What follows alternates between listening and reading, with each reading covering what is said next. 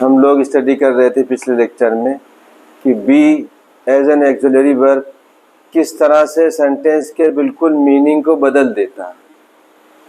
हमने बताया बार बार कि देखिए वर्ब बहुत सारे हैं और वर्ड हैं बड़े कॉमन, हैज़, गेट और बी। इनका बहुत ही मैग्निफिसेंट रोल है इंग्लिश ग्रामर में, उसको एक एक करके हम लोग टेकअप करेंगे।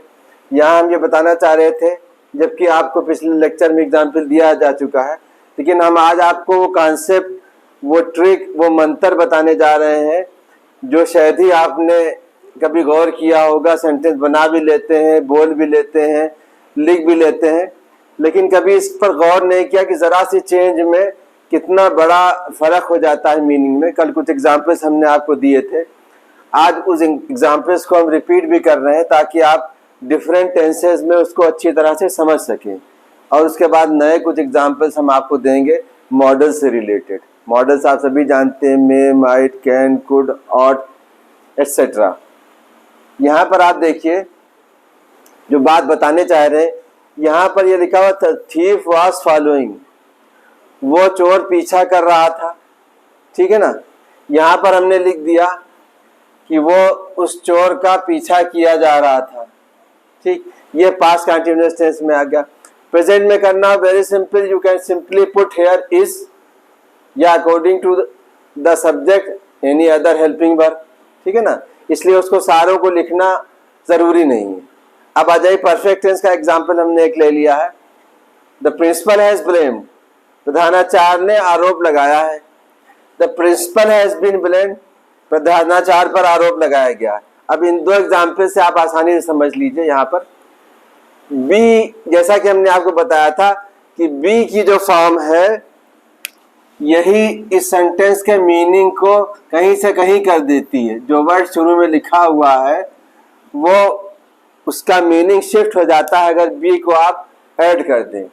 यहाँ पर आइए, किस रूल से यहाँ पर चेंज किया जाता है, हम वो रूल बताने जा रहे हैं। थोड़ा ध्यान देंगे आप इस समय कि किस रूल से इसको चेंज किया जाता है। बहुत सिंपल हो जाएगा। कहीं भी जितने भी टेंस हैं आप सारे में इस सेंस को चेंज कर सकते हैं, शिफ्ट कर सकते हैं। ये फोकस है, ये काम कर रहा है, लेकिन यही इसी काम को का फोकस इस पर आ जाएगा अगर आप इस ट्रिक को जान जाएं, इस रूल को फॉलो करें। हम फिर एक बात कहेंगे, किताबों में I have practically never seen it anywhere in any book, whether it is from Cambridge University Press or Oxford University Press या any other reputed press, हमें कहीं भी देखने को नहीं मिला। बहुत for more than 25 years I have been teaching।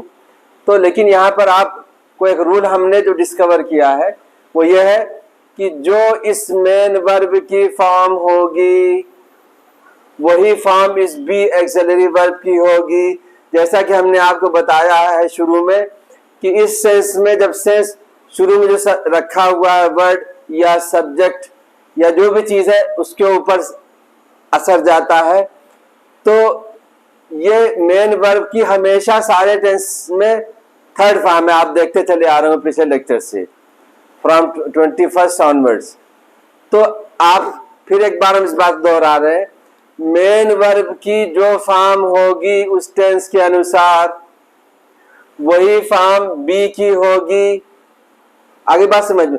यहाँ देखिए मेन वर्ब जो है फॉलोइंग है, आईएनजी फॉर्म है, और यहाँ पर यही बी की बीइंग, जो बी की फॉर्म है आईएनजी फॉर्म आ गई बीइंग, क्योंकि फॉलोड तो हमेशा रहेगा, थर्ड फॉर्म हमेशा रहेगी, किसी भी टेंस में हो, किसी भी सेंस में हो।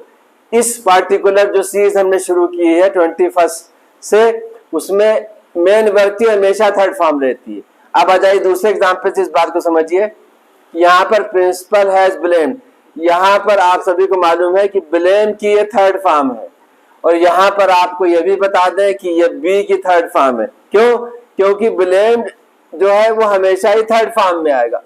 कोई भी वर्ब जो इस साइड में, राइट साइड में है, जिसको हम कह रहे हैं कि ये इफेक्ट डालता है अब इस वर्ड पर जो यहाँ रखा है शुरू में, या उसको और टेक्निकली हम क्लियर कर दें, the subjective form of the object. In fact ये एक्चुअली ऑब्जेक्ट ही है। बात समझ रहे हैं आप ना? हम यहाँ ऐड कर देंगे तो आपको कोई चीज परेशानी होगी, इसलिए हमने उस काम ऐसा कोई कंफ्यूजिंग एस्पेक्ट को हमने नहीं टेकअप किया है। आप सीधे सीधे समझिए, कोई भी चीज है, एक छोटा सा एग्जांपल आप ले लें तो आप बहुत आसानी से समझ सकते हैं। यहाँ पे फिर आ जाइए, हम लोग मॉडल्स पर आते हैं। उसके बाद सिर्फ हम आपको इस साइड यानी जो बी सीरीज चल रही है उसके एग्जांपल्स देंगे, इसको नहीं देंगे, इसको खाली आपको समझाने। यहाँ देखिए, आप सबको मालूम है कि मे के बाद वर्ब की फर्स्ट फॉर्म आती है, ठीक है। यहाँ पर बी की फर्स्ट फॉर्म आई है, क्यों? क्योंकि राइट साइड के स्ट्रक्चर में हमेशा थर्ड फॉर्म आएगी। जब ये जो वर्ड शुरू में रखा है या जो भी काम करने वाला आपको दिख रहा है उसके ऊपर काम कराया जाएगा तो ये सब थर्ड फॉर्म आएगी, ठीक है ना। अब आपको हम बताने जा रहे हैं डायरेक्ट, बिना किसी लेफ्ट साइड के स्ट्रक्चर के, ठीक है। गीला कपड़ा दो। जैसा कि हम बता रहे थे आपको कि यहाँ पर डायरेक्ट हमने सेंटेंसेस बनाए हैं, लेफ्ट साइड में हमने कोई एग्जाम्पल इससे मैचिंग नहीं लिया है। अब आप इस स्टेज पर आ चुके हैं क्योंकि बहुत सारे एग्जाम्पल बताए जा चुके हैं दोनों साइड में शो करके कैसे ये काम कर रहा है, कैसे इस पर काम किया जा रहा है। अब यहाँ डायरेक्ट सेंटेंस बनाए गए कि कर्फ्यू में बी इम्पोज्ड। जैसा कि आपको मालूम ये मॉडल से में दर्शाता है संभावना को और कैन दर्शाता है कैपेसिटी को, क्षमता को, ठीक है ना। तो यहाँ पर हो सकता शब्द का प्रयोग किया गया कि हो सकता है कर्फ्यू लगाया जाए या कर्फ्यू लगाया दिया जाए, क्योंकि अगर आप बी यहाँ नहीं डालेंगे तो मे के बाद वर्ब की फर्स्ट फॉर्म आ जाएगी, फिर वो it will make no sense. हमने पिछले लेक्चरों में भी एक बात कही थी, फिर हम आप इसको रिवाइज कर रहे हैं। जब भी किसी भी सेंटेंस में काम का करने वाला गायब होगा तो सेंटेंस राइट साइड में ही बनेगा, बी की कोई ना कोई शक्ल उसमें ऐड की जाएगी। चाहे वो कंटिन्यूअस टेंस में होगा तो बीइंग हो जाएगा, परफेक्ट टेंस में होगा तो बीन हो जाएगा, मॉडल्स के साथ होगा तब भी हो जाएगा, एटसेट्रा। तो बस आपको यही याद रखना है कि जब किसी वाक्य में काम करने वाला गायब है, सिर्फ वो चीज मौजूद है, वो चीज चाहे कोई आदमी हो, चाहे जैसे हमने बताया टैक्स हो, चाहे कर्फ्यू हो, चाहे कोई लेटर हो, चाहे कोई बिल हो, चाहे क्वेश्चंस। यहाँ पर आप कह सकते हैं इन प्रश्नों का उत्तर दिया जा सकता है, तो हम यहाँ लिख सकते हैं दीज क्वेश्चंस में बी आंसर्ड, राइट।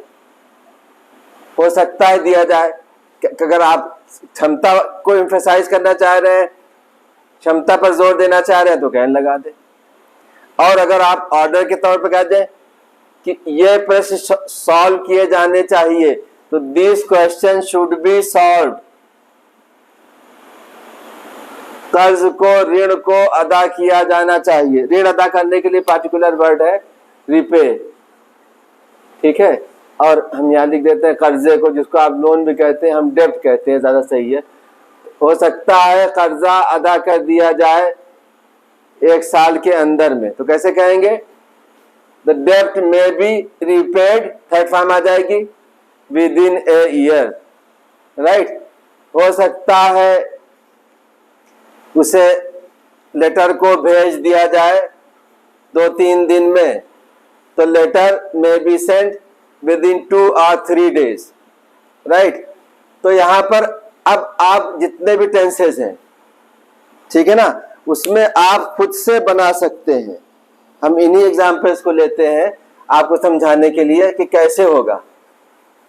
इसी जैसे शुड है, the police should be called, इसी का पास्ट टेंस होता है कि पुलिस को बुलाया जाना चाहिए था, तब क्या हो जाएगा?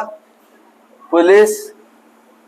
अब चाहिए था में जो एक्सिलरी वर्ब है वो शुड हैव है, शुड हैव।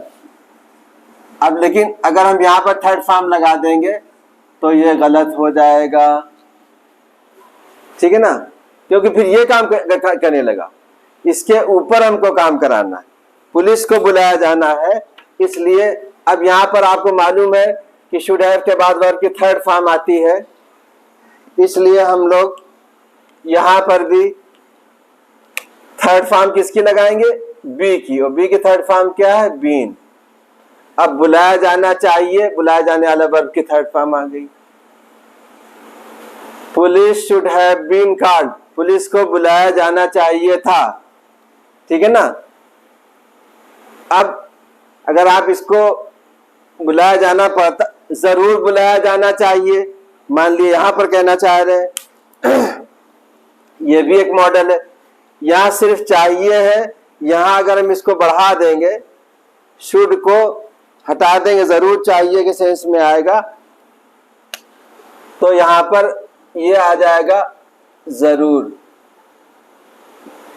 और इसी पर इसको यहां लाने के लिए यहां पर आप लगा देंगे must. Police must be called, या पुलिस मस्ट बी इन्फॉर्म्ड, या पुलिस मस्ट बी, आप जैसा पुलिस का एक्शन हो वैसा आप सेंस यहां पर अप्लाई करेंगे।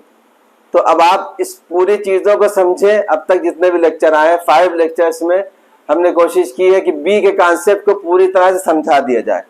अभी कुछ एग्जाम्पल्स बाकी हैं, जैसे हमने आपको बताया हैव टू है, हैड टू है, विल हैव टू है, मे हैव है, मे हैव टू है, वो हम आपको सिर्फ एग्जाम्पल से बतलाएंगे। अगर आप पिछले वाले लेक्चरों को, मॉडल्स के बारे में अगर आपको डिटेल जानना है, तो लेक्चर नंबर 15 जो है हमारा सरल इंग्लिश क्लासेस का, वो आप देखेंगे तो आपको मॉडल्स के बारे में और डिटेल मिल जाएगी। वहां एक चीज और आपको मिलेगी कि be as a main verb का एग्जाम्पल्स वहां दिया गया कि be as a main verb है, तो जब मेन वर्ब हो जाएगा तो उसके आगे फिर कोई और वर्ब नहीं लगेगा। जिसे कहा जाए हो सकता है वो किचन में हो, तो she may be in the kitchen.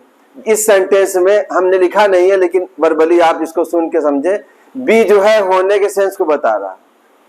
हो सकता है वो क्लास में हो, तो he may be in the class. इस तरह से आप लेक्चर 15 देखेंगे तो आपको मॉडल्स के और यूज मिल जाएंगे, प्लस आपको be as a main verb वहां से समझने में आसानी होगी। फिर आगे हम उसको रिवाइज भी करेंगे, ठीक है। Rest in the next. Thank you.